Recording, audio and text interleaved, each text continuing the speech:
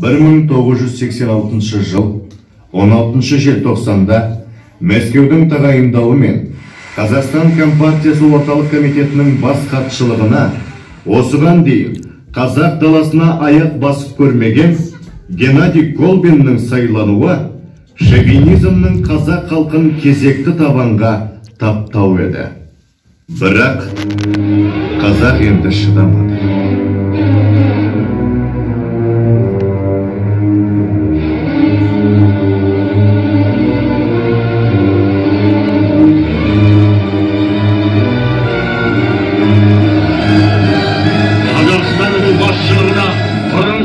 Қазақ жеріне аяқ басып көрмеген, жергілікті ұлттың тыныс тіршілігінен мүлдем бейхабар өзге ұлт өкілі сайланғаны қалай? Өз елін басқаруға жергілікті ұлт баласынан бір адамның лайық табылмағаны ма? Не үшін? Көкейді тілгілеген осы сұрақтармен 1986 жылдың 17 желтоқсанында Алматының бас алаңына қарай ағылған қазақ жастарының ойында үкіметке қарсы көтеріліс жасау атымен болған жоқ. Әр республиканы өз көсемі басқарсын, ешбір ұлтқа артықшылық берілмесін деген ұрандар ғана көтерген олар, қарусыз, қамсыз күйде өктемшіл билікке наразылықтарын бейбіт түрде жария етті. Бірақ менмен билік қол астындағы бұратана ұлттың өзіне қарсы пікір айтып, бас көтере қалғанына жыландай жиырылды. Алматыға республиканың басқа қалаларынан арнайы бөлімдер және Ташкент, Фрунзе, Челябин, Новосібір, Свердловск, Тбилиси, Уфа қалаларынан әскери күштер жеткізілді. Ұлт намысын жоқтап, көкейдегісін билікке ашық айтқан үшін ғана темір таяқтарға жығылып, сапер күректерінен өлімші жараланған, шаштан сүйреліп, іштен тепкіленген, қақаған аязда тастай суық сумен атқыланып, өрт сөндіргіш көліктердің табан жолында тапталған, улы газға тұншықтырылып, итке таланған, аяусыздықпен арыз орланған қазақ қыздары мен намысы қорланған қазақ жігіттері оқиғадан соң жаппай қудалануға түсті.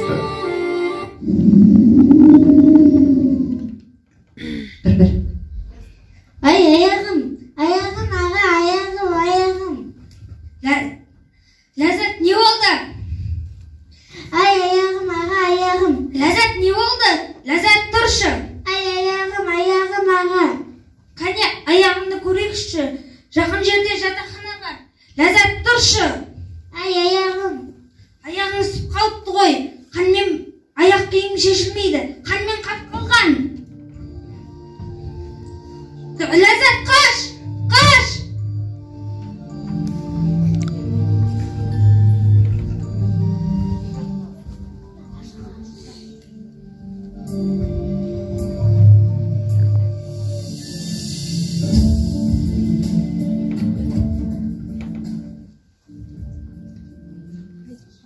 Алтыққа қашып құтыламды ойладың ба? Отырғыларың керең еді. Башқыларына бағынау. Қазақтың ұлдары қыздарын өлтірсе де, қазақ рухы ешқашан өлмейді. Соны біліп қойыңдар. Сен ешқайда қашып құтыламайсың. Сен сияқтыларын қалайын көрген. Қазақ деген халқым бар, қайрат деген атым бар. Еркек тоқты құрбандық, атам десең атыңдар.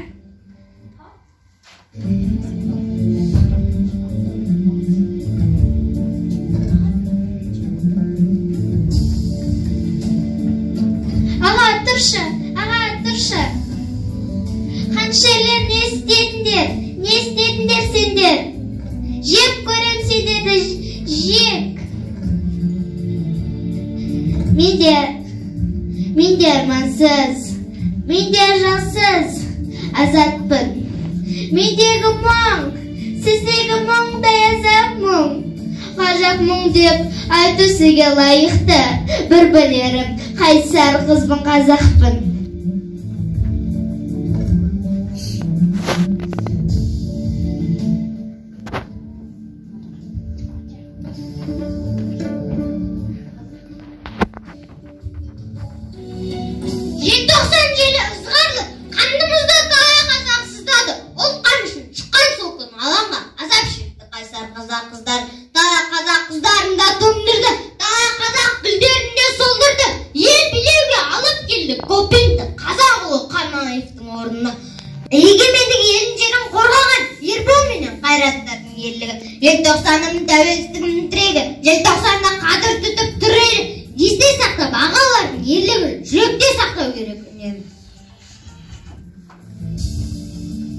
Желтоқсанда аязға тоңып жатқан, ұрып соғып тапталып өліп жатқан қызға зорлық жасалды. Ұлға қорлық де болар.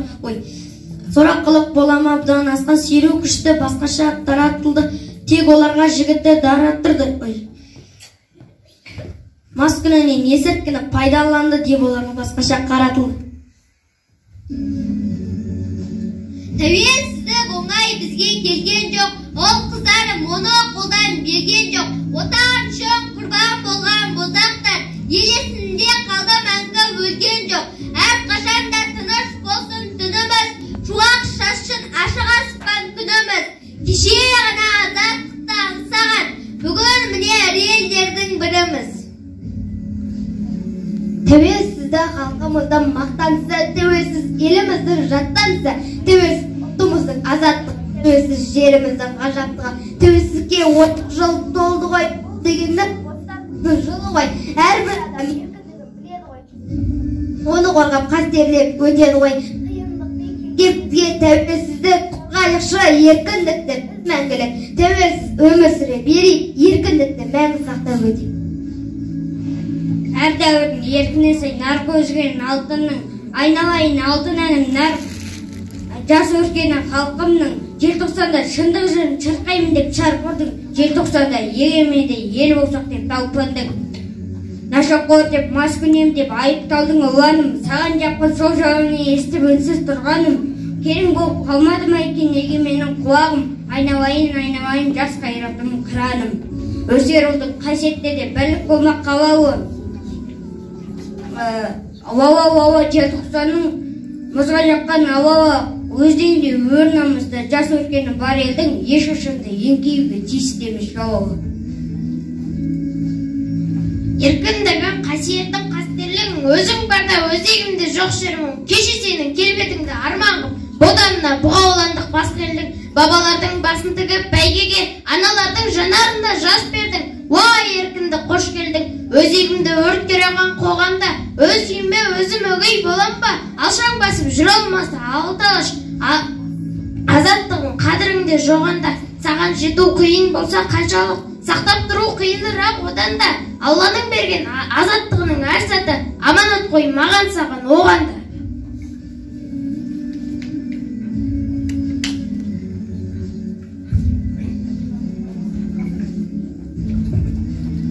Мен де армансыз, мен де жансыз, азатпын. Мендегі мұң, сіздегі мұңдай азат мұң.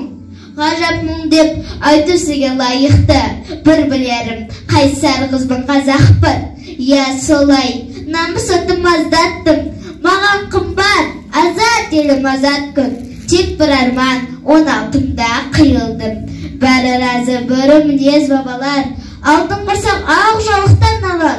Бұстырға шылдаған жадында санымы ғасыр. Сәмін дәуір бағалар. Халық үшін құрбан жастық жанымыз. Биік өркез жігер намаз арымыз. Айтыңызшы, қуандық қой қабірде, тәуелсіз боп атқан кезде тәніміз. Бәр арманда көрмегенде көргенде, біз тірілік құлдық сана өлгенде, жүрегімді оңды ән күй кернейді, сіз айтқандайым шығады көрнейде.